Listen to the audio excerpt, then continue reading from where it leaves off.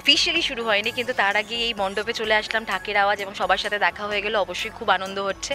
এবং এত সুন্দর একটা ইনিশিয়েটিভ, আমি প্রত্যেক বছরই ভাবে যে দুর্গাপুজোয় নতুন কী নিয়ে আসবে, খানিকটা যেখানে সোশ্যাল মেসেজ থাকবে, খানিকটা যেখানে ইউনিকনেস থাকবে, ক্রিয়েটিভিটির সেলিব্রেশন থাকবে, এরকম কি করা যেতে পারে। তো এবারও তাদের ইনিশিয়েটিভটা ভীষণ ইউনিক। তারা তৈরি করছে আটার দুর্গা, এবং আজকে সেই মাকে গড়ে তোলারই আজকে সূচনা, এবং সেই সুন্দর অনুষ্ঠানে থাকতে পেরে অবশ্যই খুব ভালো লাগছে। এমন একটা ইনিশিয়েটিভ যেখানে কিন্তু মায়ের বিসর্জন হবে না, পুজোটা হয়ে যাওয়ার পরও সেই আটা বা সেই তার মধ্যে যে সিড বলস প্লান্ট করা আছে, গমের বীজগুলো প্লান্ট করা আছে, সেগুলো দিয়েই কিন্তু আবার নতুন করে ফসল ফলানো হবে। সো এটা অবশ্যই একটা দারুণ অনুভূতি।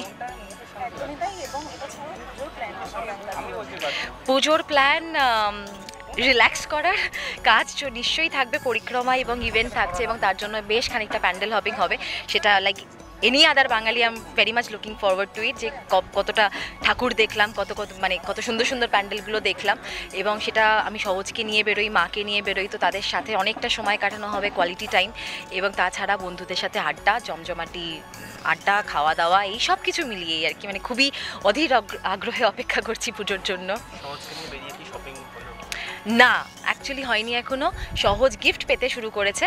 সো পুজোয় কী বলতো, মানে কেনাটা নিজের জন্য কিনে অতটা আনন্দ নেই যতটা না মানে উপহারের জন্য কিনে, মানে মানুষকে দিয়ে খুব ভালো লাগে। তো আমার সেটা বিশাল লিস্ট আছে যাদের জন্য শপিং করতে স্টার্ট করেছি ফাইনালি, এবং কে কোনটা দিল, কবে কোনটা পরবো, সেই এক্সাইটমেন্টগুলো ডেফিনেটলি রয়েছে।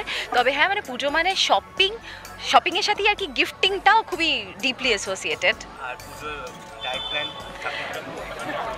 না, ডায়েট প্ল্যান এটাই থাকে যে সে অনিয়ম হবে এবং ইন্ডালজেন্স হবে। আমি কলকাতা স্ট্রিট ফুড খেতে খুব ভালোবাসি, তো হয়তো অনেক দারুণ দারুণ কুইজিন আমি হয়তো সামলে নিতে পারবো, কিন্তু ওই মানে ফেস্টিভ্যাল মানেই আমার কাছে একটু মেলা, এবং মেলায় গিয়ে ওই সেই ঘুগনি, পাপড়ি চাট ইত্যাদি ইত্যাদি যা যা আমাদের এখানকার স্ট্রিট ফুডস খুবই পপুলার, তো সেই সব কিছু আমার খুব দুর্বলতা।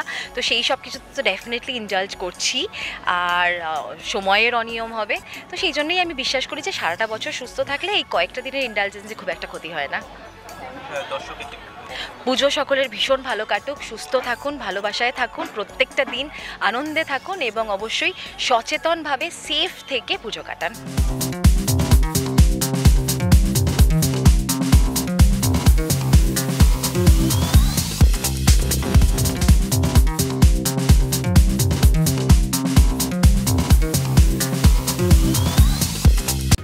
টলিউড ফোকাস কলকাতা চ্যানেলটি আপনাদের ভালো লেগে থাকলে লাইক করুন, সাবস্ক্রাইব করুন, এবং আপনাদের পছন্দের ভিডিওটি অবশ্যই শেয়ার করুন।